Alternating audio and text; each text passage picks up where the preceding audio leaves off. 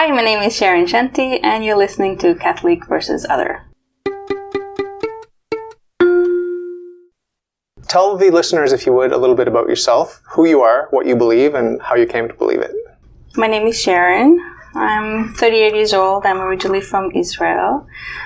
So I was actually raised Jewish, but not so much traditional, but more in the environment and the society. And I've always been curious about life, where we come from, where we're going, what's the purpose of us being here. So I've been always reading and searching for, I would say, the truth, the ultimate truth. And I read lots of bits and pieces of things. I was into even religion at some point, just looking for answers, for our basic questions that we have sometimes. And then I found Rael's book. And when I read Rael's book, it was like all the puzzle pieces that I had for the 10 years of research I did until then, it all came together into a more clear picture. So it kind of made everything else make sense. So basically, in the book, he describes that in 1973, on his way to work, he had an encounter with people from another planet. And they told him that they created all life on Earth. He explains that 25,000 years ago, those scientists from another planet came here and created all life on Earth. Everything made sense, all those theories that I read. And big part of his book is taking quotes from the Bible, from the Quran, from the New Testament, and explaining them the way they were meant to be written. Because in ancient times, in biblical times, all the stories were passed, word to mouth for hundreds of years until it was written. And when we were kids, we used to play this game where the teacher or someone gives you a storyline, and then you're supposed to tell it in secret to the next person, and it goes around the class, and then the last person is supposed to say what was the story. It was completely distorted. So my thinking was that's what happened in our history, that people were telling their children these stories about what happened. And when it came down to writing it down, it was already pretty much distorted. And I only realized it about a year after reading Rael's book. And I realized that I stopped searching. So I was like, wow, I found my peace in a way.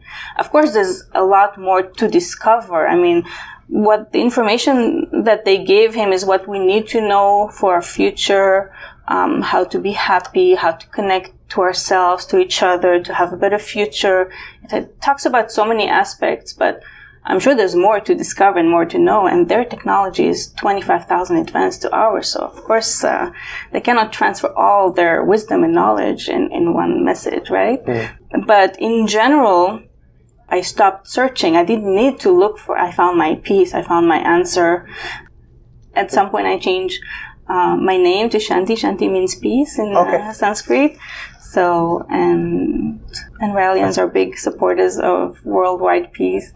So it kind of more reflects of who I am or who I want to be. And we have a lot of projects, campaigns and activities that we do worldwide. So we are needed everywhere in the world. And there's, of course, I found for me what I think is the truth and the knowledge I needed to answer my questions. But that's not where it ends. There's so much more to be done to progress, to reach for the future that they hope for us. Because there are parents that want us to be happy. So in the past, they sent many messengers, but every messenger gave a message that adapted to their reality, their region, their level of understanding. So this message is a lot more scientific than the previous ones, because in the past, when they gave, for example, a message to Jesus, they couldn't explain about genetic engineering and flight, and because everything came from the sky was divine and mystical. So the message they gave to Rael is a lot more scientifical and there's a lot of technology, but also spiritual. So the mixture of science and spirituality message is more whole, is more complete. If we advance scientifically only, but not spiritually as humanity, we will self-destruct. One campaign that we're starting now is a 3-month campaign that will end probably July. July, there's a vote in the UN to ban nuclear weapons.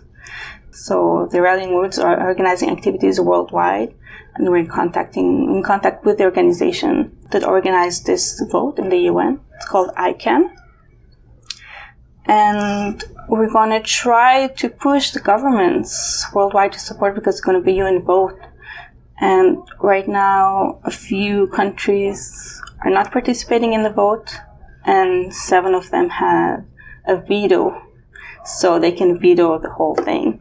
So according to Rael, this is our last chance to avoid humanity self-destructing. So we want to save this creation. It's full of love, and it could be a paradise if we love more. It's not like money. Money, when you give, you run out.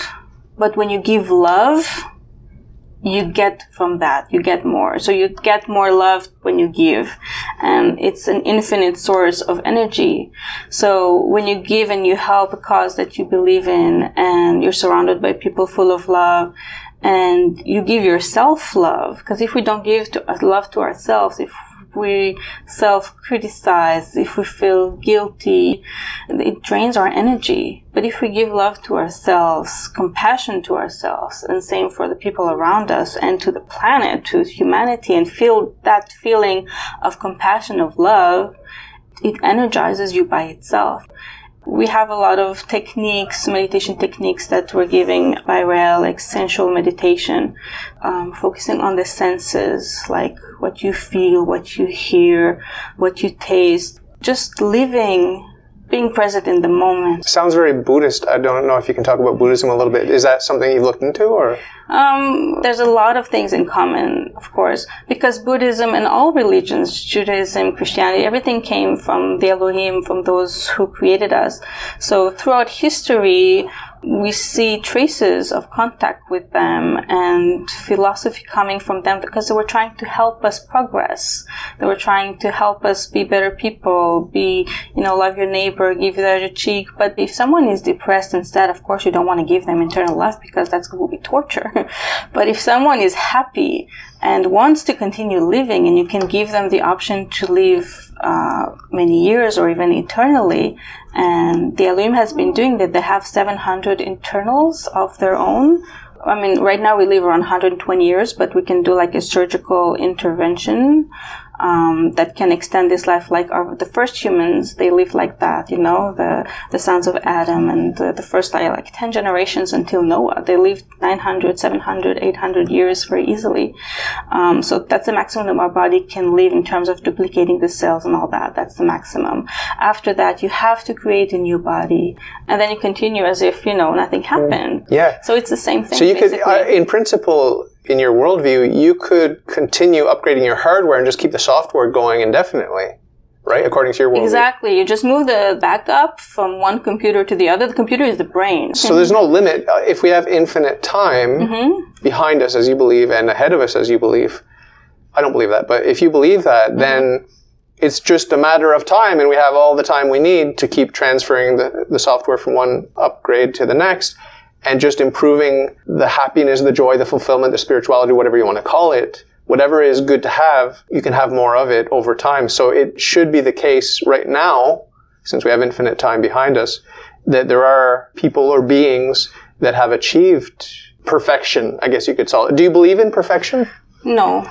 I think nothing is perfect. Rael said many times, I'm not perfect. The Elohim are not perfect. They kept learning and improve, because they wanted to destroy their creation at some point, because it was like an experiment, like what we're doing right now in the laboratories, and we're starting to create little cells and little bacteria. We're playing around with it, but they're 25,000 years advanced. So imagine where we'll be in 10 years, 50 years, 100 years with this technology. So they were playing around with genetics, and then, there was some kind of mishap and someone got hurt from the creation, and so if you want to continue, you need to go find another planet to do that. So since they could travel in space because they were already way more advanced than where we are now, they could just go to another planet and do their experiments there. So that's what they did. They came here, and in Genesis it's described how they checked the atmosphere, like the spirit revolved around the earth. They were just checking the atmosphere, checking the water, the air, the sun, if it's not harmful for life. They were checking the environment, and slowly, it's like in the Bible, they started creating simple things, and then like in evolution, but it was happening in a few hundreds or thousands of years, they created more and more and more advanced animals and eventually people. So they were evolving as well. They're not perfect, and they learned at that time of the flood that they were created the same way. They find out because their creators, they disappeared long ago, but they sent like maybe, I don't know, a spaceship with the computer or something. I don't know how it happened. I don't have the details. But they received the heritage of their creators, and they found out around the flood time that they were created exactly the same way by some other civilization creating people. So they decided, they made a pact with, no, we will never try to destroy you again, You are our children, and this is how the universe works. It's infinite. So we created you, and you will be advanced enough one day to create other civilization in other planets, and they will grow after thousands of years, or I don't know how long it takes to mature enough to create other civilization. But it's a chain. It's an infinite chain, and we're part of that chain. So the possibilities are infinite. I want to talk about virtue. What is virtue for you? So the teachings are full of love, love for yourself and for others, respect, tolerance. That's something that I connected with a lot when I found the flood, because I had similar values before. I would listen to John Lennon Imagine. So, why do we have countries? Why do we need borders? We're the same people. We want the same things. We have the same desires, the same hopes. It did make sense to me. So when I read this beautiful philosophy coming from the Elohim about love and fraternity, I really connected with that. So it's one of the only religion I'm aware of that really promotes being different, being yourself, being the best potential you can be, not conforming to what others want you to be, or even in the Raelian world, some people try to be like what they think Raelian should be, but we're actually pushing people or encouraging people to be themselves, show their color, because everybody has different DNA and different color and different vibrations. So to be yourself. So for example, I see some religions like Judaism, Christianity, Islam, they're condemning homosexuals. And what I love about the Raelian movement, we go almost all the world in the gay parade, and we march with them because we encourage, be yourself, be what makes you happy. And this is something that I think we need more in the world, more tolerance towards what people want to be, as long as you don't hurt anybody. Yeah, that's the key issue, is, are you hurting yourself? Not everything that feels good is actually good for you. And you have to be careful, and you have to grow in virtue and in wisdom and make self-sacrifice. And it may be very difficult for you because the pleasure is so immediate and so accessible, and all your friends are doing it. But in the long term, it's not what's best for you. So there's a sort of tough love that's built into the monotheistic religions, Judaism, Christianity, and Islam, where we love the homosexual, but we say, look, what you're doing feels good, but it's not the right thing. It's not good for you. It's not good for society. Mm-hmm. So it's a tough message, and it's not easy to be seen as a bigot just because you see a higher purpose and that you see the value of the family and that you see virtue as more important than just immediate pleasure. In my worldview, Catholicism, there's this idea that truth can never contradict truth. So faith and reason are compatible because God is the author of nature and God is truth itself. And an implication of that is that if someone claims to have religious truth that contradicts Catholic doctrine, we can't both be right, and we believe that we are right, therefore they must be wrong, at least in part. People can see the truth in a different way or interpret it in a different way. For example, were we created by God or scientists in the laboratory. Of course, there's only one truth. You cannot say it's both. But when you look into the philosophy of the religion, then of course you have different views because they're viewed by different people and they were interpreted in different ways. But I personally believe all religions, all of them, come from the same source, from the Elohim, but from different times in history, from different continents, from different cultures. So they're different, but they're coming from the same place. So I would say the Raelian philosophy or the messages from Rael are not contradicting something. They're an updated message because we received a message from Jesus 2,000 years ago that was adapted his time. And to the level of understanding of the people at that time. But now we have a message that's compatible to today. So for me, that's what's most important.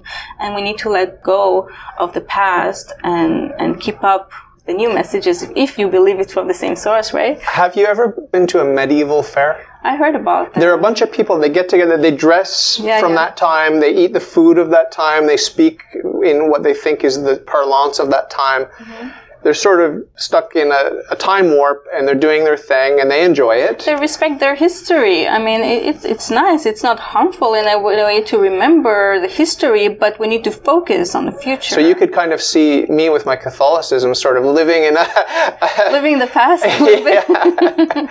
Yeah. And it's funny because from my perspective as a Catholic, I could also see you as a throwback to the pagan days, Mm-hmm. But my point was, in terms of ideological enemies, there's no need for rancor or animosity or paranoid us and them thing from the Raelian perspective. We respect all religions and all beliefs. We would never try to impose our belief. There are two missions that were given by Rael, two missions. One is to spread the messages that he received. So it means to inform people of the messages and the truth where we come from and the updated version of the messages. And the second one is to build an embassy to welcome them because they want to come back and they want to give us their scientific and spiritual heritage. So we respect other beliefs and other religions.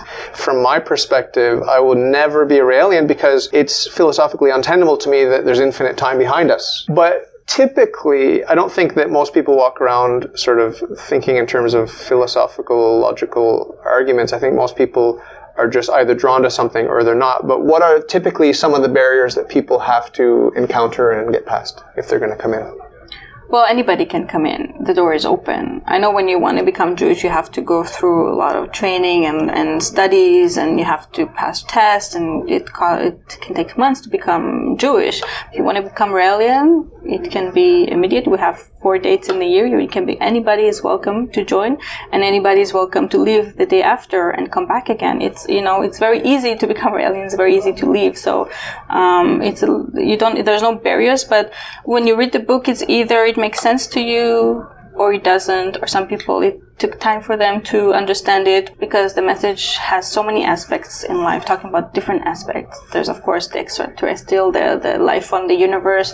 There's about the peace, about the future, technology, science. But different people were attracted by different things. So a lot of people I know personally, they agree with the messages intellectually, but they're not involved because they don't want to be labeled or seen by society.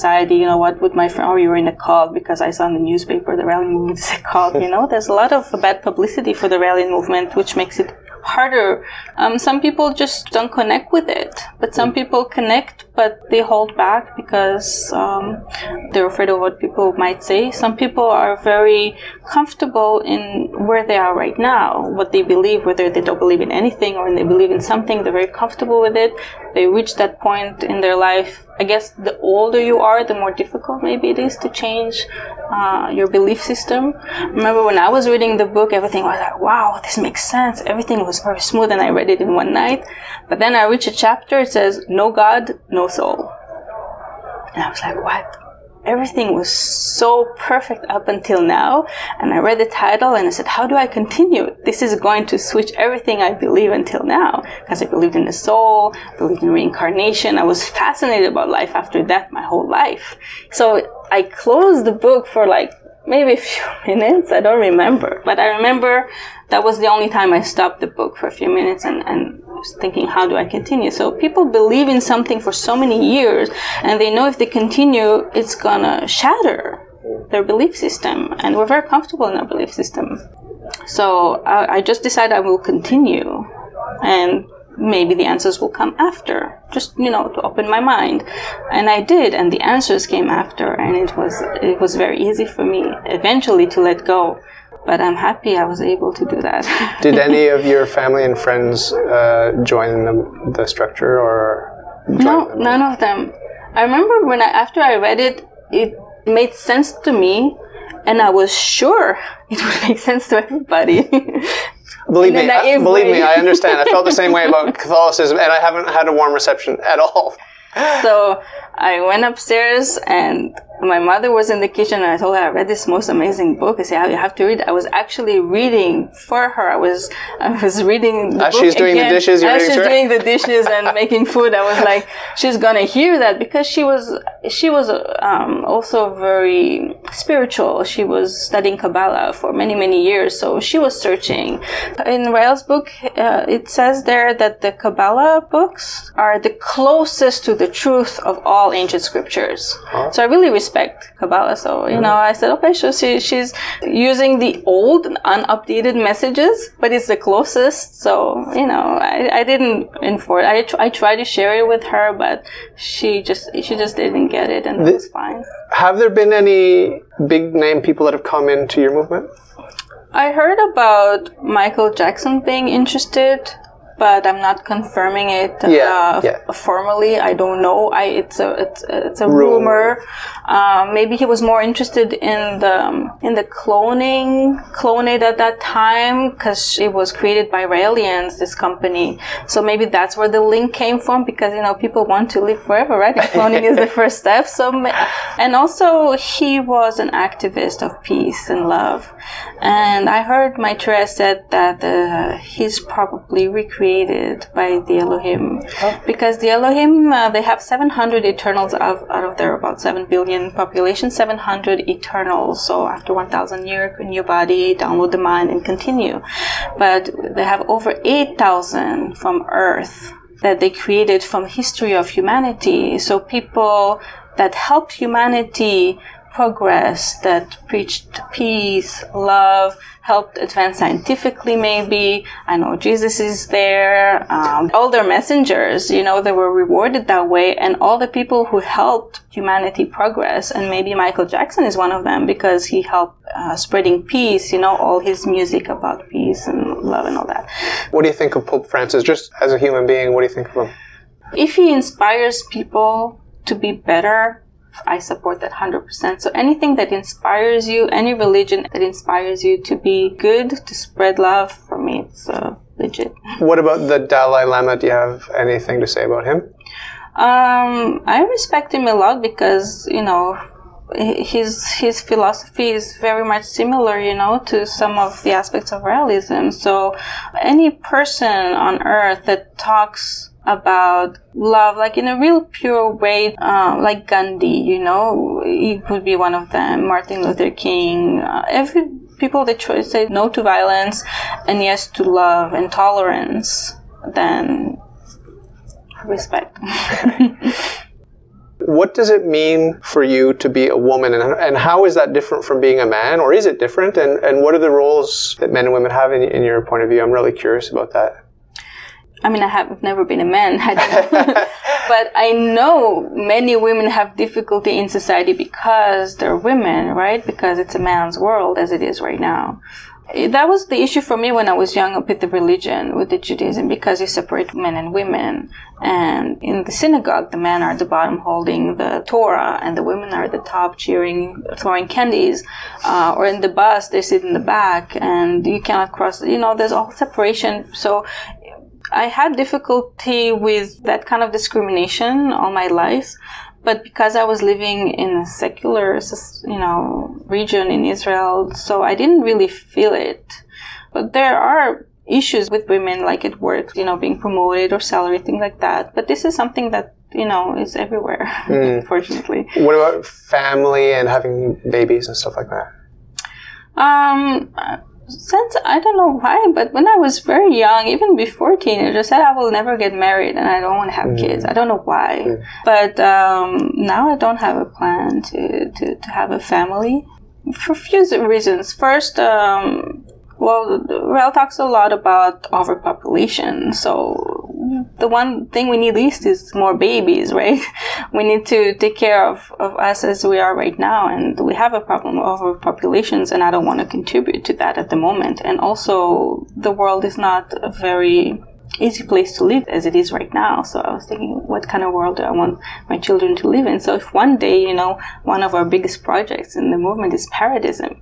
So if we lived in a paradise world, maybe it would be a good environment for kids. You don't have to, work for money. You can just focus on pleasure and evolving. But personally, there are many Raelians that have families. And some do not. So. It's not frowned on. No, of course not. You have many guys with children, and we have 4 celebrations, so 4 times a year, and we celebrate. There's different occasions, but we do the transmission where people say, okay, we agree with this philosophy and I want to become Raelian, and the transmission, you actually send your genetic code to the computer of the Elohim so they recognize that you recognize them. So it's kind of a double recognition. So we do also marriage, which is not till death do you part. It's until you're not happy anymore. When you're not happy, please separate. Please separate. So we also celebrate divorces if someone decides to separate. It's done with love, and with harmony. That's the ideal that we would like to have. And we also announce birth. So who had a baby, since the last celebration. So it's not frowned upon at all. So you bring to mind this sort of rumor that accompanies Raelian, or it used to, this idea of sex orgies and just free love.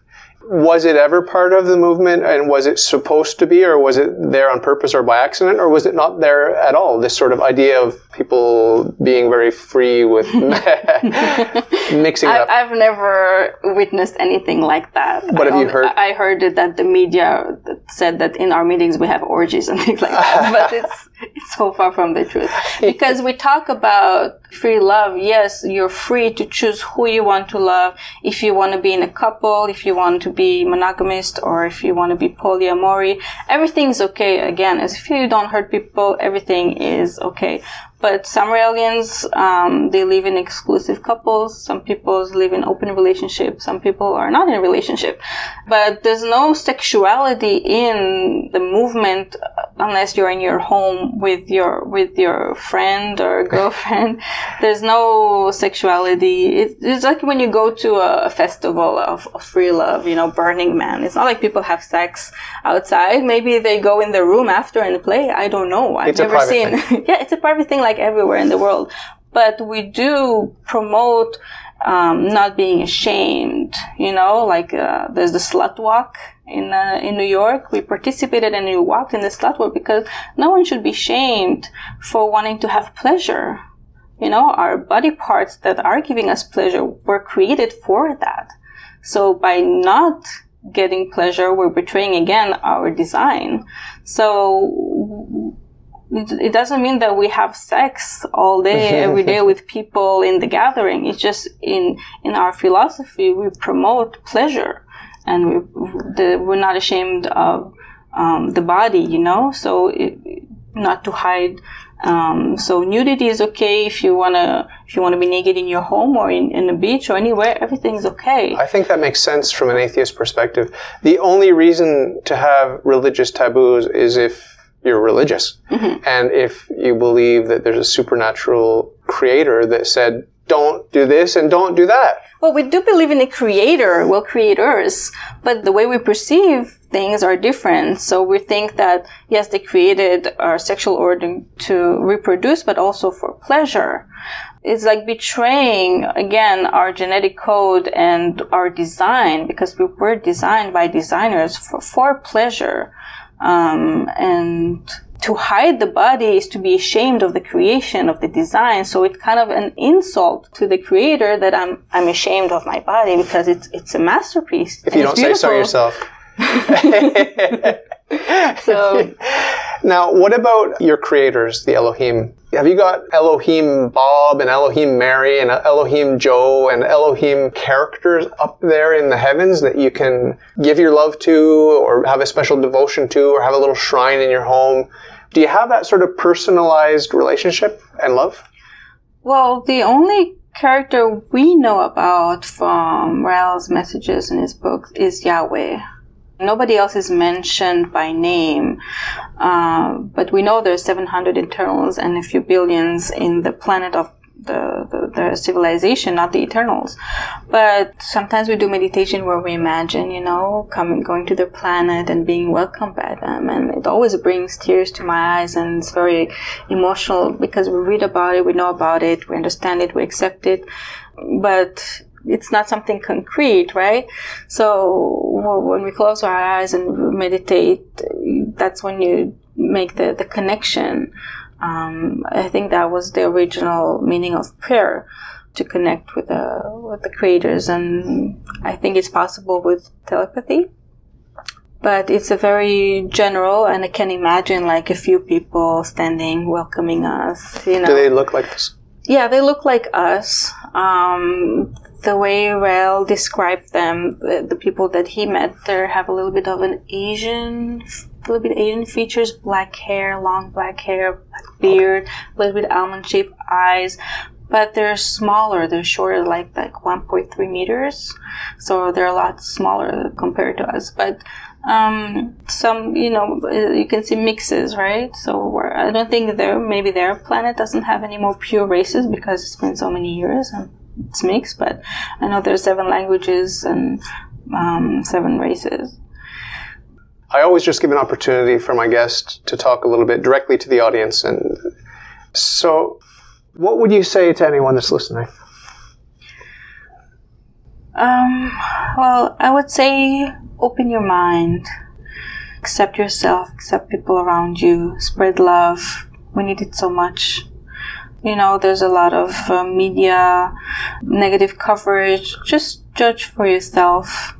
Anything you do in life, just make sure it's coming from you, because we're stained, with the education and the society where we grow up, the school, family, workplace, where sometimes we have ideals and values that are not really ours. So try to find what's truly yours. We know what's ours when it sparks something in us, So when something sparks something in you and it's positive, just explore it. If you like your worldview, if you think it's swell, if you got some questions, ask me and I'll tell. All you got to do is ask. All you got to do is